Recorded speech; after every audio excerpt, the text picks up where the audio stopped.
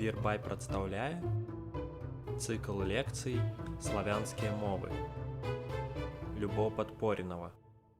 Лужыцкія мовы. Сёння гаворка пойдзе пра самых хіба што заходніх славян, пра якіх вельмі часта кажуць, што яны здолелі ў вельмі неспрыяльных умовах, аточаныя з усіх бакоў нямецкамоўным насельніцтвам, захаваць і сваю мову, і сваю культуру.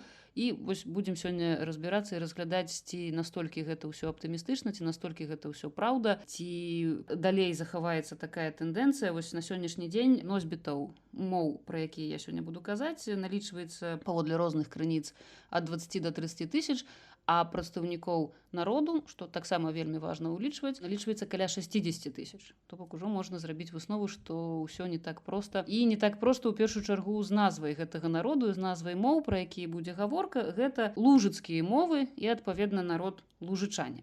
Лужыцкія мовы альбо лужычане, усе гэтыя назвы паходзяць ад назвы рэгіёну Лужыца.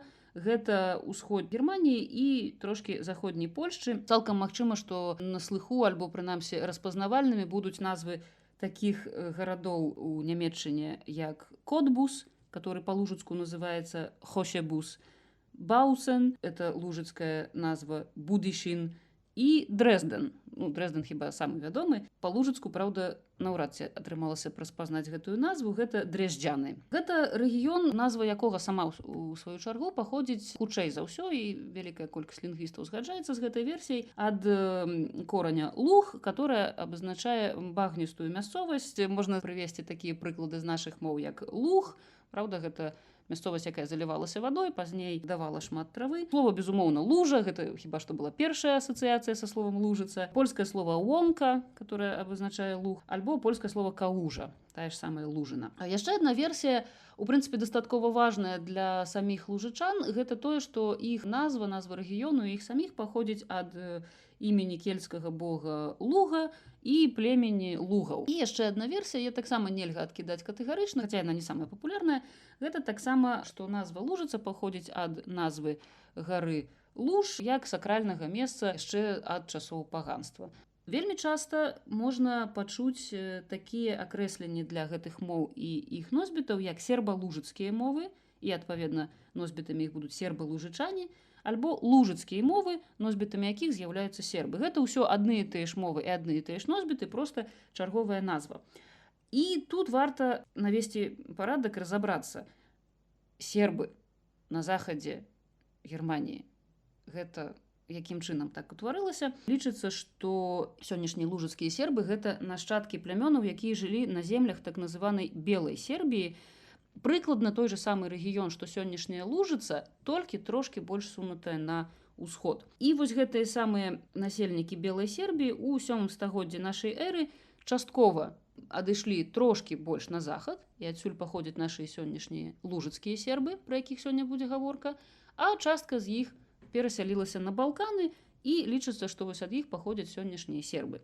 Дарэчы, у прыватных размовах лужыцкія сербы неаднаразова падкрэсліваюць, што вось мы сербы сапраўдныя. Мы тут былі спрадвеку, конечно, ніхто не кажа там пра нейкія перасоўванні на захад, мы тут былі спрадвеку, а вось гэтыя балканскія, пры тым, колькі там было няволі, колькі там было неславянскіх уплываў, гэта ўжо сербы, ледзь не выключна па назве. Яшчэ варта звярнуць увагу, што часам можна сустрэць такія назвы моў, як венская мова, адпаведна, яе носьбіты венды, і сорбская мова, і яе носьбіты сорбы. Вось гэтая назва венды паходзіць яшчэ ад антычных аўтараў, такіх як Герадот, Тацыт, Пліні старэйшы. Вось гэтыя назвы у версіі Венедзі, Венеці, яна насамрэч выкарыстоўвалася для таго, каб акрэсліць усіх славян на ўсход і на паўднёвы ўсход ад германскіх плямёнаў. А хто яшчэ бліжэйшы будзе да германскіх плямёнаў, як не сённяшнія лужыцкія сербы. Вось іх называлі вендамі. Гэтая назва была перанятая пазней уже нямецкай мовай у постаці венден. На жаль, за ёй замацавалася вельмі негатыўная канатацыя. Венден гэта быў такі вось лужыцкі серб у, што называецца, найгоршым значэнні гэтага слова. Неадукаваны, цёмны, схільны да таго, каб выпіць, не вельмі працавіты, вось нейкі такі славянскі лайдак. Хаця у 20 стагоддзі вось гэтая назва венден перажывае вельмі цікавую трансфармацыю ў тым, як яе ўжываюць, таму што зараз ну, не на 100%, але амаль на 100%, назва Венден адносіцца да жыхароў ніжняй Лужыцы, і для іх зараз гэта сама назва, которая падкрэслівае іх адметнасць і адрозненне як ад жыхароў верхняй Лужыцы, гэтак і ад немцаў. То бок гэта цяпер ужо пераўтвараецца ў такую назву, ну, якая надзяляецца пэўным гонарам і вартасцю. І вось спосабам адмежавацца ад верхніх, да, ад жыхароў верхняй Лужыцы альбо сорбаў. Назва сорбы была ўведзеная ў Германіі пасля Другой сусветнай вайны як афіцыйная назва ўсяго гэтага сербалужыцкага народу, менавіта дзеля таго, каб пазбегнуць вось этой пеаратыўнасці, негатыўных ацэнак, якімі насычалася слова Венден у свой час. І нарэшце мы можам мець дачыненне з такімі назвамі як верхнялужыцкая мова і ніжнялужыцкая мова. Верхняя Лужыца, паўднёвая частка гэтага рэгіёну з цэнтрам у Баўцане, альбо, як я ўжо казала, па верхнялужыцку гэта Будышін. Гэта гістарычна землі, которые належалі да Саксоніі і которые не зведалі вельмі жорсткай і катэгарычнай, можна нават сказаць, рэпрэсійнай у свой час германізацыі. Не такая моцная была там асіміляцыя, і лужычане жывуць там значна больш шчыльна, не настолькі яны разбітыя нямецкімі пасяленнямі. І, канешне, верхняя Лужыца у гэтым сэнсе і ў этнічным, і ў нацыянальным, і ў свядомасным, і ўмоўным значна больш паспяховы рэгіён, ну, прынамсі, на першы погляд. У сваю чаргу ніжняя Лужыца, гэта паўночная частка гэтага рэгіёну Лужыца з цэнтрам у Котбусе, альбо вось па ніжнялужыцку гэта Хошебус.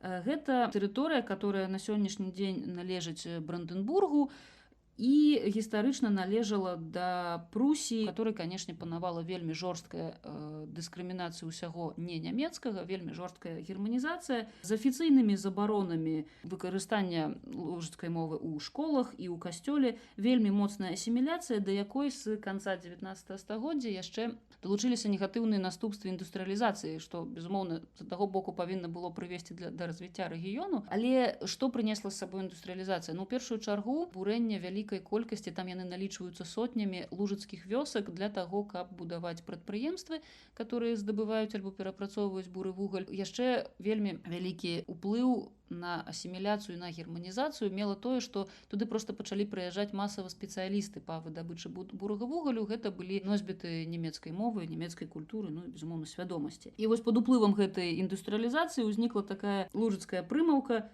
Бог князь е створыў Лужыцу, а чэрт е зарыў Бруніцу. Пан Бог стварыў Лужыцу, а чорт занёс туды буры вугаль. І вось гэтыя адрозненні ніжняй і верхняй Лужыцы, вось гэтых рэгіёнаў, яны вельмі істотна, як я пазней таксама пакажу, вельмі істотна, канешне, ўплываюць на тое, як там развіваецца мова. Прынамсі, вось на 3/4 гэтых тэрыторый вельмі плотна і вельмі шчыльна жывуць лужычане, а ў ніжняй Лужыцы значна менш. Гэта ўжо мае свой уплыў на развіццё моў. Далей гэты рэгіён, і гэта ўжо тычыцца і верхняй, і ніжняй Лужыцы, развіваўся пасля Першай сусветнай вайны ў такім дзяржаўным утварэнні, які называецца Веймарскай рэспублікай. Ну, як вядома, яна існавала з 1919 да 1933 года. І тут тэарэтычна сітуацыя палепшылася. Прынамсі, 113 артыкул Канстытуцыі Веймарскай рэспублікі гарантаваў развіццё нацыянальнай культуры, навучанне на лужыцкай мове, што абсалютна не азначала, што гэтыя ўсе гаранты выконваліся, што раптам пачала развівацца лужыцкая адукацыя. Вельмі часта арганізацыі, которые дзейнічалі, скажем так, пад маркай вось забеспячэння правоў лужычан, вельмі часта, на жаль, як потым высветлілася, займаліся шпіянажам, займаліся зборам інфармацыі пра найбольш актыўных дзеячоў. Так ці інакш, мы не можам гэтага забывацца, не германскага, не нямецкага насельніцтва. Потым пачынаецца Трэці рэйх, который, цяжка было б сабе ўявіць іначай, суправаджаецца вельмі сур'ёзнымі рэпрэсіямі супраць лужычан, рэпрэсіі супраць публіцыстаў, выдаўцоў, грамадскіх лідараў. У вялікай колькасці прадстаўнікі лужыцкага руху і лужыцкага інтэлектуальнага і культурнага жыцця трапляюць у канцлагеры, з'яўляюцца антылужыцкія лозунгі, аджыццяўляецца вельмі жорсткі кантроль за тымі нешматлікімі лужыцкімі арганізацыямі, которые яшчэ засталіся. У 1937 годзе, у прынцыпе, забараняецца ўтвараць новыя лужыцкія арганізацыі. Гвалтам выдаляецца лужыцкая мова са школьнага жыцця. У грамадскім жыцці, у прынцыпе, існуе забарона на яе ўжыванне. Гвалтам ствараюцца дзіцячыя садкі, у которых працуюць настаўнікі і выхавацелі з глыбіні самой нямецчыны, то бок выразныя носьбіты нямецкай мовы і культуры. Быў праект таксама па высяленні настаўнікаў настаўнікаў і святароў у глыб Нямецчыны, дзе яны проста не мелі б іншага выйсця, як асімілявацца, прычым чым хутчэй, тым было б лепей. У 1939 годзе прызналіся ў тым, што яны належаць да лужычан, толькі 474 асобы. 474 чалавекі, которые не пабаяліся гэтага зрабіць. У 1940 годзе Гімлер нават прапанаваў праект па знішчэнні лужыцкай інтэлігенцыі, высяленні лужыцкага духавенства. На шчасце, рэалізацыю гэтага праекта адклалі да 1942 года, і потым да яго так і не вярнуліся, таму хаця б у такой ступені знішчэння лужычан не адбывалася. І яшчэ адна гаворка: лужычане каталікі і лужычане пратэстанты. Лужычане каталікі — гэта ў асноўным насельнікі ніжняй Лужыцы, у якой не самыя спрыяльныя ўмовы для развіцця, але тым не менш каталікі, апынуўшыся ў атачэнні пратэстанцкіх насельнікаў гэтага рэгіёну, здолелі захаваць сваю адметнасць, таму што вядома, што каталіцызм забараняў, прынамсі, вельмі актыўна шлюбы з некаталікамі, і такім чынам утварылася вельмі шчыльная супольнасць, у якой лужыцкая мова захоўваецца да сённяшняга дня, таму што гэта мова штодзённых зносінаў, гэта мова навучання, гэта мова касцёла, і гэта мова, што вельмі важна для мовы меншасці і ў прынцыпе для існавання мовы, гэта не толькі выкарыстанне ў розных сферах, але і перадача паміж пакаленнямі. На сённяшні дзень налічвалася і лічылася, што 90% насельнікаў ніжняй Лужыцы карыстаюцца ніжнялужыцкай мовай у штодзённых зносінах. Пры гэтым там вельмі высокі і вельмі аптымістычныя паказальнікі таго, у якіх пакаленнях выкарыстоўваецца лужыцкая мова. Калі гаворка ідзе пра старэйшае пакаленне, народжанае яшчэ да Другой сусветнай вайны, гэта 97,3%. Калі гэта сярэдняе пакаленне, гэта 96,4%. І калі гэта, і што вельмі важна, калі гэта малодшае пакаленне, гэта 94,7%, што для мовы меншасці у Еўропе проста неверагодна высокія паказальнікі. Менавіта гэтыя паказальнікі вельмі шкодзяць развіццю лужыцкіх моў у прынцыпе. Таму што, напрыклад, ЮНЕСКА, ацэньваючы стан мовы, арыентуюцца і на стан ніжнялужыцкай мовы, і на стан верхнялужыцкай. Паводле класіфікацыі ЮНЕСКА лужыцкая мова — гэта, канешне, мова ў небяспецы, але не ў самай крайняй ступені небяспекі. Герметычнасць і вельмі высокая ступень захаванасці ніжнялужыцкай мовы і актыўнае ўжыванне ў жыцці насамрэч, як апынаецца, не спрыяе таму, каб можна было, напрыклад, прасіць дапамогі ці прасіць падтрымкі ў міжнародных арганізацый. Таму што паводле сярэдніх паказчыкаў там все цудоўна. Толькі трэба заўважыць, што жыхары ніжняй Лужыцы — гэта на сённяшні дзень каля 12 альбо 15 тысяч чалавек. І іх колькасць яна паступова зніжаецца. Што адбываецца ў верхняй Лужыцы? Там насельніцтва ў асноўным пратэстанцкае. Калі лужычане атрымліваюць пратэстантызм, яны апынаюцца сярод такіх жа па вялікім рахунку пратэстантаў, у якіх у касцёле пануе нямецкая мова, і значна лягчэй, і значна хутчэй, і значна больш інтэнсіўна тут адбываецца германізацыя і асіміляцыя.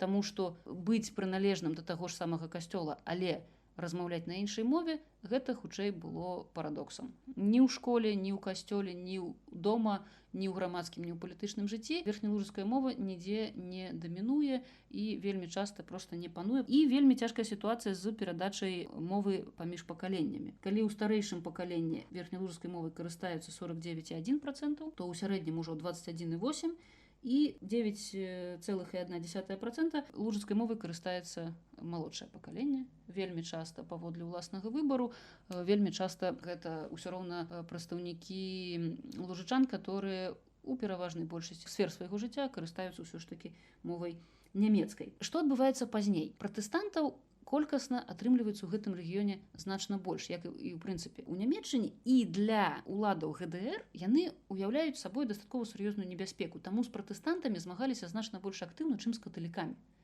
Каталікам хаця б не забаранялі праводзіць набажэнствы. Ну, не кажучы ўжо, канешне, пра падтрымку каталіцкіх лужычан вядомым славянскім папам рымскім Янам Паўлам II. Дарэчы, гэта прывяло да некалькі разоў да вельмі камічных сітуацый, таму што Ян Павел II, калі звяртаўся, напрыклад, па тэлебачанні да лужычан, да лужыцкіх каталікоў, ён меў такі звычай звяртацца да іх па-лужыцку. Камічнасць сітуацыі была ў тым, што калі гэта транслявалі ў Нямецчыне, нямецкі перакладчык, который павінен быў гэта перакладаць, абсолютно не зарыентаваўся, што гэта за мова, і ў адным з эфіраў там проста ляпнулі, што а зараз папа рымскі прамовіў да ніжніх лужычан па-арабску. Варта яшчэ таксама дадаць, што лужычане-каталікі, ужываючы сваю мову ў касцёле, маюць вельмі прыхільных суседзяў каталікоў немцаў. Вось такі пэўны парадокс, нібыта мова ў вельмі герметычнай існуе супольнасці, але пры гэтым немцы-каталікі, которые жывуць побач, вельмі станоўча ставяцца да ніжнялужыцкай мовы ў касцёле. Вельмі выразны перыяд пачынаецца для гэтага рэгіёну пасля 1945 года. Вось калі лужычане апынуліся ў складзе ГДР, пачынаецца вельмі цікавая эпоха, таму што лужычане ў сацыялістычным блоку былі такой узорнай нацыянальнай меншасцю. Абсалютна свядома вялася палітыка, вынікам якой павінна была стаць такая вось магчымасць прадэманстраваць капіталістычным дзяржавам, як добра ў краінах сацлагера жывецца маленькім, здавалася, прыгнечаным народам, этнасам і меншасцям. Гэта неверагодна вялікае фінансаванне ўсяго, што звязана з гэтым рэгіёнам, а ўжо калі падыходзіць бліжэй, інстытуцыяналізацыя культурнага і адукацыйнага жыцця лужыцкіх сербаў. Вельмі шырока пачынаюць функцыянаваць, стварацца выдавецтвы, которые выдаюць навуковую літаратуру па-лужыцку, якія выдаюць дзіцячую літаратуру па-лужыцку, пераклады сусветнай літаратуры на лужыцкія мовы. З'яўляецца вельмі актыўная сістэма СМІ. Гэта лужыцкія газеты, часопісы, ажно 2 радыёстанцыі, свая кінастудыя, створаная ў 1980 годзе, вытворчая група сербалужыцкага фільму. Зараз яе спадкаемцам пасля 90-го года з'яўляецца Сурабія фільм студіо. Адукацыя па сербалужыцку, прынамсі на паперы, рэалізуецца на ступенях ад дзіцячых садкоў да універсітэта. У 1951 годзе ствараецца на філалагічным факультэце Лейпцігскага універсітэту інстытут сарабістыкі. Сарабістыка – гэта дысцыпліна і сфера, якой вывучаюцца сербалужыцкія мовы, літаратуры, культура і гісторыя. Ствараецца навуковы інстытут 1 траўня 1951 года. Ён называўся Інстытут сербалужыцкага народазнаўства, які пазней будзе адным з структурных аддзяленняў Акадэміі навук ГДР. Што гэта прыносіць? Гэта прыносіць, конечно, безумоўную карысць. Гэта магчымасць праводзіць даследаванні на вельмі высокім узроўні, магчымасць супастаўляць вынікі сваіх даследаванняў з вынікамі даследаванняў вельмі аўтарытэтных навукоўцаў, у тым ліку, напрыклад, з акадэмікамі Савецкага Саюзу. Славістыка ў Савецкім Саюзе была на вельмі высокім узроўні. Пазней гэты інстытут сербалужыцкага народазнаўства пераўтвараецца, перайменоўваецца насамрэч проста ў сербалужыцкі інстытут. Ён знаходзіцца ў Будзішыне альбо Баўцыне з 92-го года, вось ён так называецца. Інстытуцыяналізацыя для жыцця нацыянальнага, для культуры, гэта, канешне, безумоўны плюс, безумоўны бонус, і далёка не ўсе маленькія народы на сённяшні дзень гэта маюць. Але ўсё гэта адбывалася, як я ўжо сказала, у вельмі спецыфічных умовах. І ўся гэта інстытуцыяналізацыя адбывалася ў умовах вельмі жорсткай рэгламентацыі абсалютна ўсіх дзеянняў. Дэ-факта кажуць пра тое, што вось усе гэтыя сербалужыцкія інстытуты былі такім сродкам перадачы каштоўнасцяў сацыялістычнага грамадства праз серба-лужыцкую культуру. На сённяшні дзень гэта мае вельмі негатыўны ўплыў на самасвядомасць і на нейкую актыўнасць лужычан, таму што само па сабе словазлучэнне прафесійны лужыцкі дзеяч гэта на сённяшні дзень хутчэй абраза і мянушка, таму што у афіцыйных інстытутах сербалужыцкага жыцця можна было дастаткова лёгка і хутка зрабіць проста бліскучую кар'еру пры умове, вядома, лаяльнасці да таго, як усё адбывалася. Як гэта вельмі часта бывала ў сацыялістычных краінах, усё зводзілася і звужалася да фальклору, нацыянальных касцюмаў, прычым у такім вельмі, я кажу, замарожаным стане. Вельмі часта заставалася проста вось гэтая форма, цалкам ігнаравалася сучаснае сербалужыцкае жыццё, працэсы, нейкія канфлікты, праблемы, памкненні мастакоў, памкненні жыхароў нешта змяняць. Сімвалам вось гэтага з'яўляецца организация, которая по-лужыцку называется Домовина, Айчына. Гэта организация, которая контролюе абсолютно ўсё. Калі на сённяшні дзень ёсць жаданне ажыццявіць нейкі праект, то трэба мець згоду Домовіны, таму што менавіта праз гэтую структуру у тым ліку праходзіць фінансаванне, у тым ліку на гэтым узроўні вельмі важна ўсё ўзгадніць, каб нейкі праект меў права на жыццё. Такія дзеячы, которые не прытрымліваюцца гэтай праграмы, яны адначасова прызнаюць, што без яе лужычан дакладна б ужо не было, але пры гэтым яны кажуць, што яны настолькі захраслі і замарозіліся ў вось гэтых старых формах працы, што сталі амаль, ну, гутарковай мовай кажучы, амаль непрабівальныя для чагосьці новага. Яшчэ адна вельмі вялікая праблема, што вось усе гэтыя інстытуты, пра якія я казала, мала таго, што тэрытарыяльна канцэнтруюцца на тэрыторыі Верхняй Лужыцы і адпаведна на верхнялужыцкую мову і нейкія культурныя асаблівасці. Адрозненні, дарэчы, паміж верхнялужыцкай і ніжнялужыцкай мовай значна больш сур'ёзныя, чым можа падацца. Яны ёсць абсалютна на ўсіх узроўнях, пачынаючы ад фанетыкі і заканчваючы сінтаксісам. Верхнялужыцкія і ніжнялужыцкія мовы для сябе не вельмі ўзаемазразумелыя. Самае хутчэй, што прыкрае, мы знойдзем нямецка-лужыцкія слоўнікі, лужыцка-нямецкія слоўнікі, прычым і верхнялужыцка-нямецкі, ніжнялужыцка-нямецкі, і ў адваротным кірунку існуе верхнялужыцка-рускі слоўнік і гэтак далей. Але на сённяшні дзень няма ніводнага верхнялужыцка-ніжнялужыцкага слоўніка, то бок пра ўзаемны пераклад гаворкі амаль не ідзе. Варта яшчэ таксама сказаць, што з адукацыяй па-лужыцку вось у гэты сацыялістычны перыяд таксама не было ўсё настолькі проста, як гэта хацелі маляваць. Па вельмі простых прычынах, якія захоўваюцца да сённяшняга дня. У першую чаргу гэта недахоп якасных падручнікаў, створаных носьбітамі лужыцкай мовы. Адна справа, што настаўнік добра ведае фізіку, і другая справа, што ён можа фізіку выкладаць па-лужыцку і, адпаведна, напрыклад, браць удзел у стварэнні праграмы альбо навучальных дапаможнікаў. Таму, адпаведна, па-лужыцку ў школах, напрыклад, выкладаліся тыя прадметы, на якія проста былі настаўнікі. Ці змянілася сітуацыя істотна пасля ўз'яднання Германіі ў 1990 годзе. Са станоўчага варта сказаць пра тое, што ў дамове аб аб'яднанні Германіі лужычанам быў нададзены ўжо тады статус нацыянальнай меншасці. Але, што самае прыкрае, у Канстытуцыі Германіі гэтыя гарантыі ніяк не замацаваны. Яны могуць быць замацаваны ў мясцовых канстытуцыях краін, у прыватнасці, напрыклад, у Канстытуцыі Бранденбурга гарантуюцца умовы, якія дазваляюць захаваць культурную аўтаномію, удзел у палітычным жыцці лужычан. Ну, там, напрыклад, дазваляецца мець свой сцяг, і на сённяшні дзень ён вельмі актыўна выкарыстоўваецца лужычанамі, але ось гэтыя самыя умовы, ну, часам ствараюцца, часам не, у залежнасці ад сітуацыі, у залежнасці ад упартасці вельмі часта ініцыятыўнасці саміх лужычан. На жаль, вельмі шмат даследчыкаў кажуць пра тое, што вось гэтая сацыялістычная палітыка залівання грашыма рэгіёну Лужыцы прывяла да фармавання таго, што называюць сёння ў лужычан комплексам вывучанай бездапаможнасці. Яшчэ ёсць адна сур'ёзная праблема ў гэтай нібыта ідэальнай сітуацыі. Вельмі абстрактныя фармулёўкі выкарыстоўваюцца ў дакументах, якія павінны былі б гарантаваць вось гэтыя правы нацыянальнай меншасці. Напрыклад, для таго, каб распачаць навучанне ў лужыцкамоўных класах, трэба, каб там было дастаткова шмат вучняў. Часам, канешне, у мясцовыя ўлады, у прыватнасці там улады Саксоніі абяцаюць, што, напрыклад, у лужыцкіх школах абавязкова будзе лужыцкі клас, незалежна ад таго, колькі там будзе вучняў. Але гэта можа быць на нейкім этапе адукацыі, потым, напрыклад, пераходзіць малады лужычанін на новую ступень адукацыі, неважна, гэта будзе універсітэт, гэта будзе гімназія, і там ён проста трапіць у нямецкамоўнае асяроддзе. І, безумоўна, яшчэ адзін негатыўны бок вось гэтай нібыта ідэальнай сітуацыі, гэта вельмі часта яе аднабокасць. Лужычанам гарантуецца права выкарыстання сваёй мовы ў публічным жыцці, але немцам, з которымі лужычане маюць дачыненне, не прадпісана выкарыстоўваць лужыцкую мову у зносінах з носьбітамі лужыцкай мовы. Навука і даследаванні, можна сказаць, што ўсё засталося без змены, засталося на дастаткова высокім узроўні.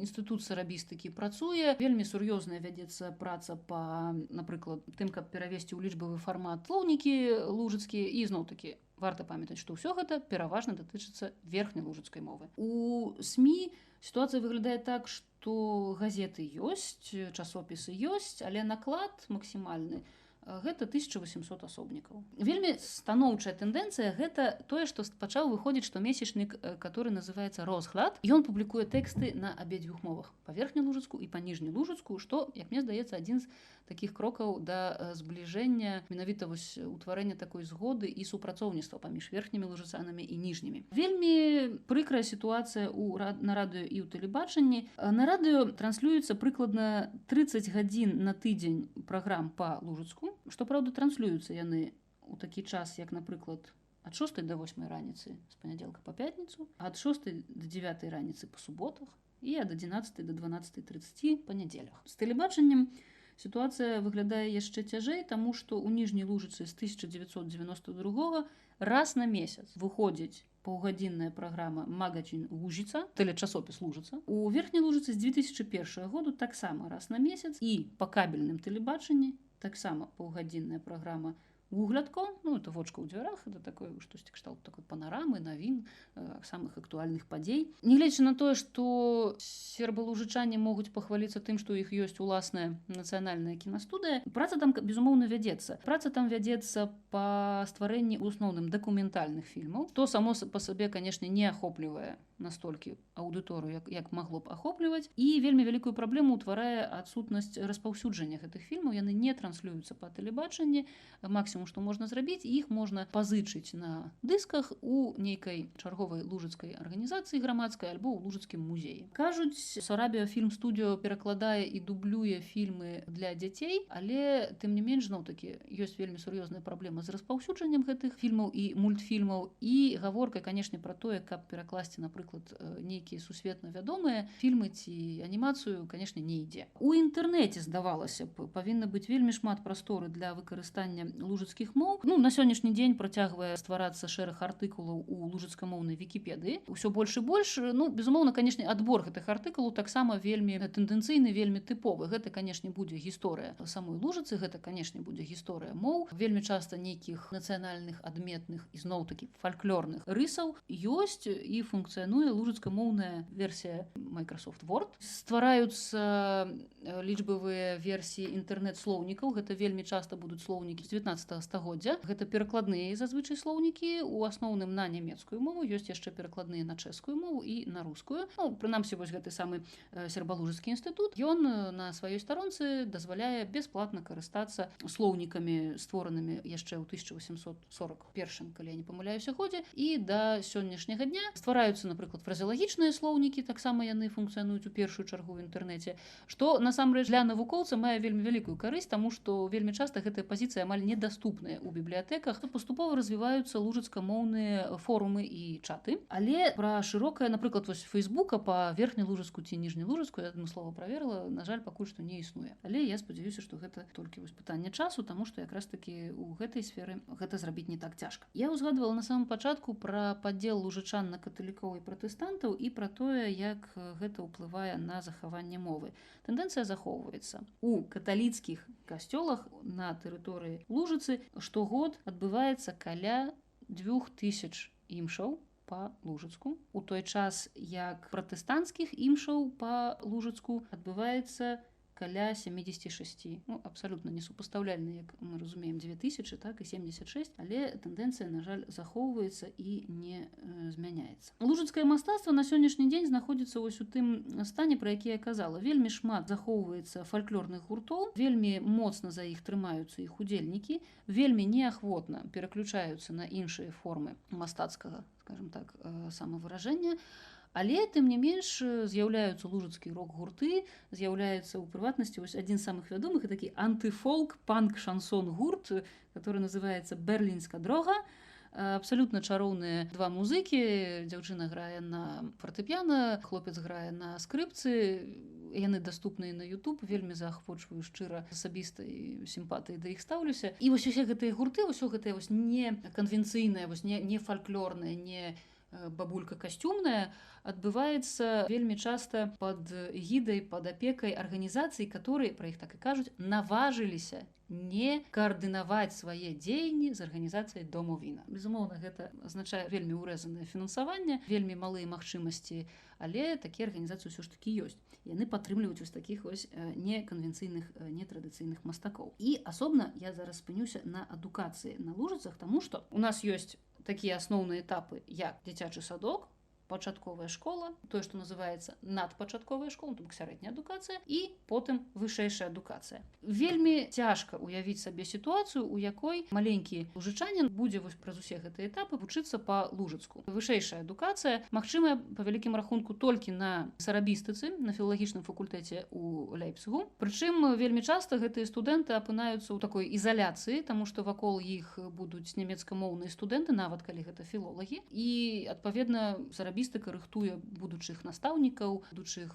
напрыклад, чыноўнікаў лужыцкамоўных, але ўсё роўна яны знаходзяцца ў такой ізаляцыі нямецкай мовы. Папярэдні этап, вось гэтая сярэдняя самая адукацыя. На тэрыторыі, на якіх функцыянуе лужыцкая мова, існуе такі падзел на школы тыпу Б і школы тыпу А. Школы тыпу Б прапануюць сваім вучням заняткі па лужыцкай мове як асобны прадмет. Ёсць усё, што выкладаецца па-нямецку, плюс заняткі па лужыцкай мове. І школы тыпу А, яны знаходзяцца толькі ў верхняй Лужыцы, і па лужыцку выкладаецца шэраг гуманітарных дысцыплін і музыка, плюс з 6 па 7 клас выкладаецца па лужыцку біялогія. Уся іншая праграма засвойваецца па-нямецку. Па вялікім рахунку адбываецца падзел, то бок у школах тыпу Б часцей за ўсё будуць вучыцца дзеці з нямецкамоўных сем'яў, у которых дадатковы прадмет будзе лужыцкая мова. У школах тыпу А будуць вучыцца вельмі часта дзеці з лужыцкамоўных сем'яў. І гэта насамрэч не спрыяе вельмі вялікай інтэграцыі, і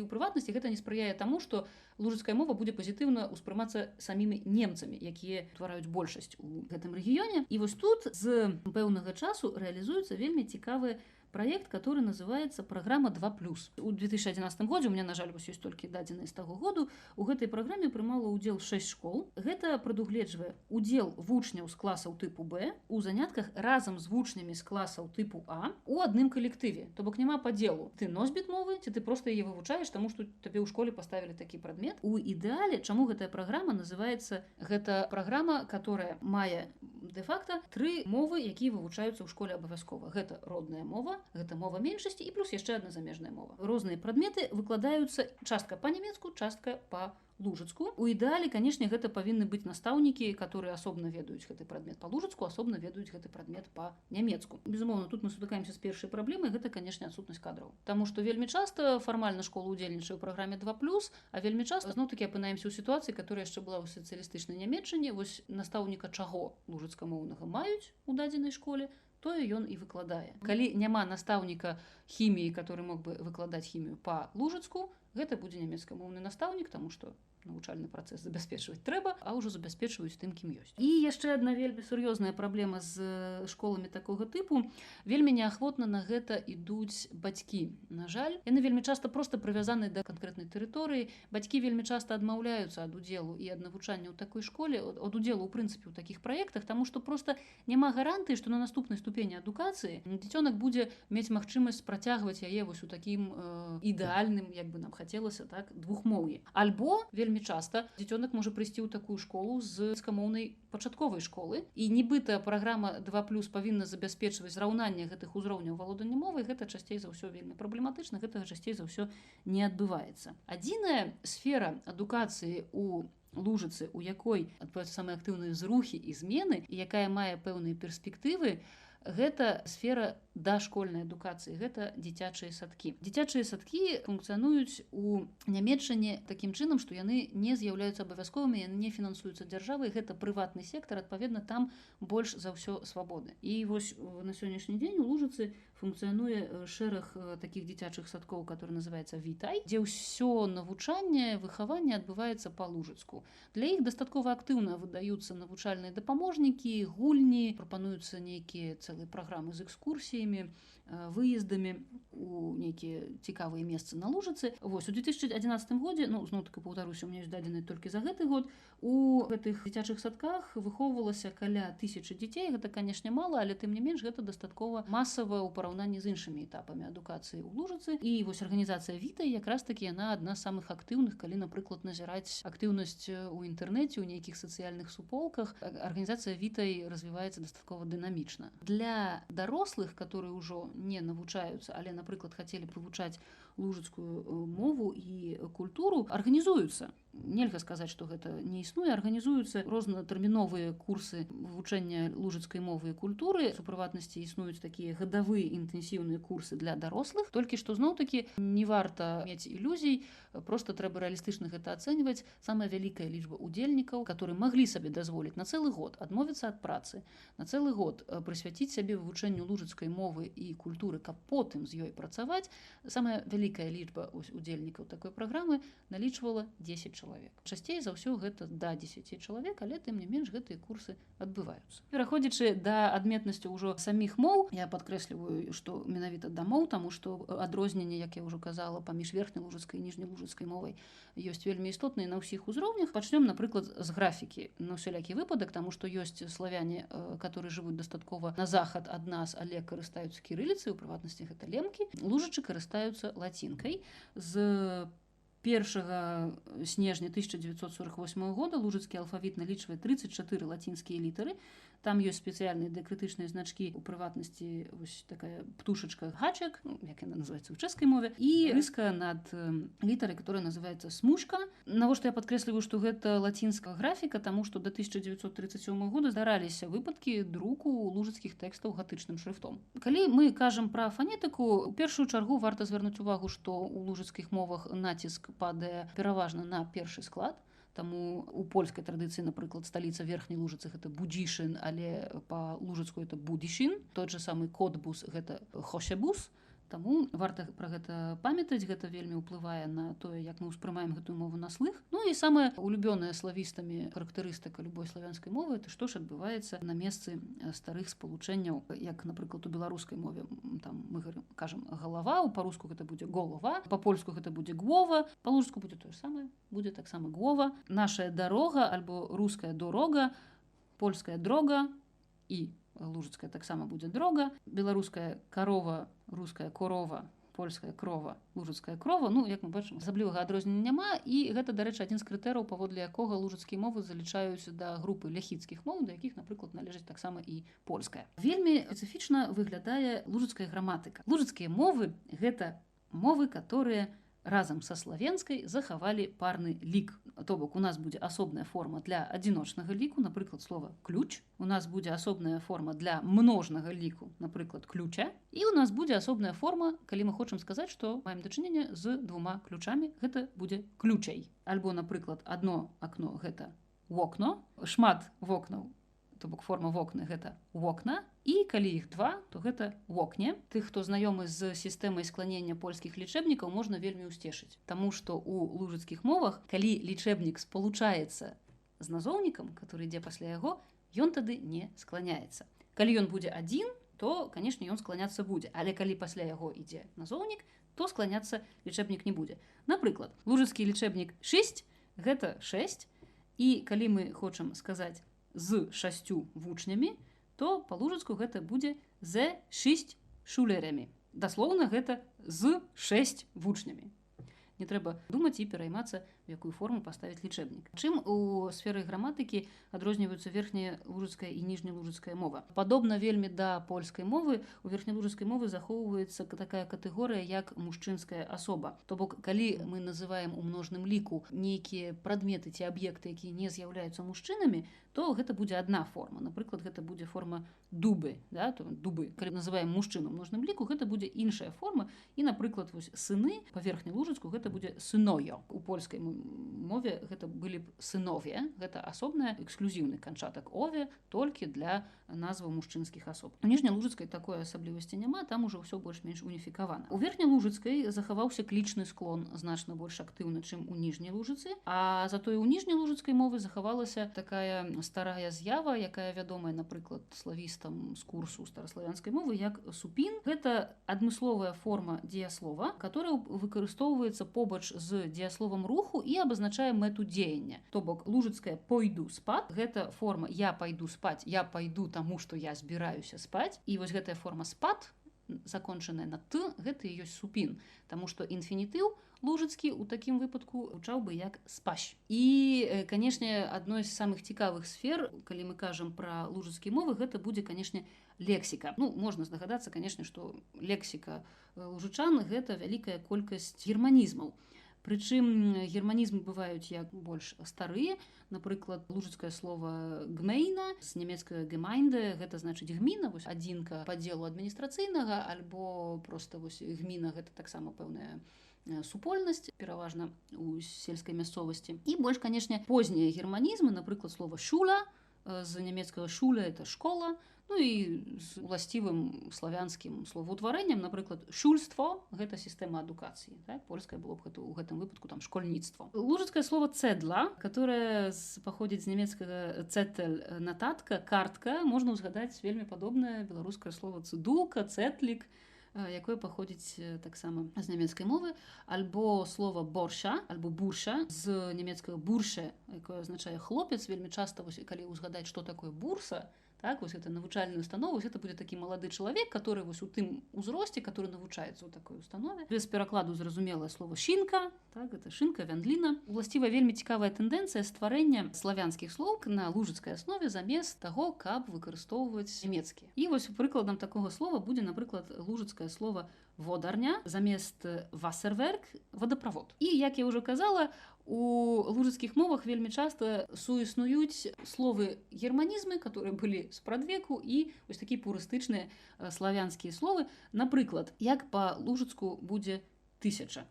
Калі гэта будзе літаратурная мова, то бок такая дастаткова штучная, у пэўнай ступені гэта будзе тысяц, а у гутарковай мове, у жывой мове гэта будзе таузенд, ну, можна узгадаць нямецкае таузенд, правда, ангельскае thousand. Як, напрыклад, можна сказаць на гадзіннік па-лужыцку.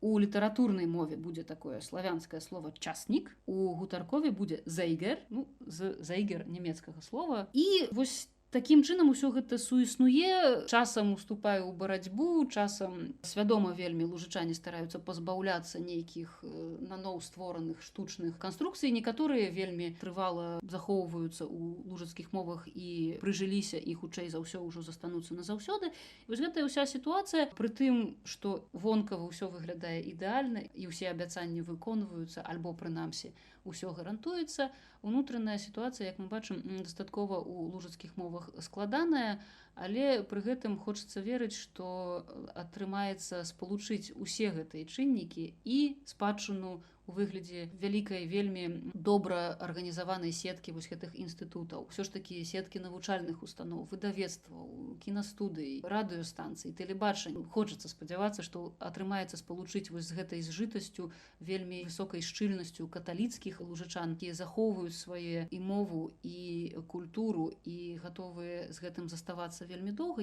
Усё ж такі атрымаецца сабраць у адно цэлае дзяржаўныя гаранты, гэтую спадчыну сацыялістычнай нямецчыны і унутраную прывязанасць да лужыцкай мовы і культуры, і змяніць усё ж такі самавобраз лужычаніна на таго, хто варты павагі, увагі, і на таго, хто мае вельмі сур'ёзную перавагу перад тым, хто карыстаецца толькі нямецкай мовай. Вось хочацца верыць, што ўсё гэта прывядзе да таго, што лужыцкія мовы, якім ніхто не адмаўляе вельмі даўно ў статусе моў, насамрэч пачнуць функцыянаваць яшчэ больш актыўна, і пра іх можна будзе яшчэ шмат цікавага даведвацца, і цалкам магчыма, што яны могуць стаць прыкладам выхаду з вельмі цяжкага становішча з выкарыстаннем усіх магчымых рэсурсаў.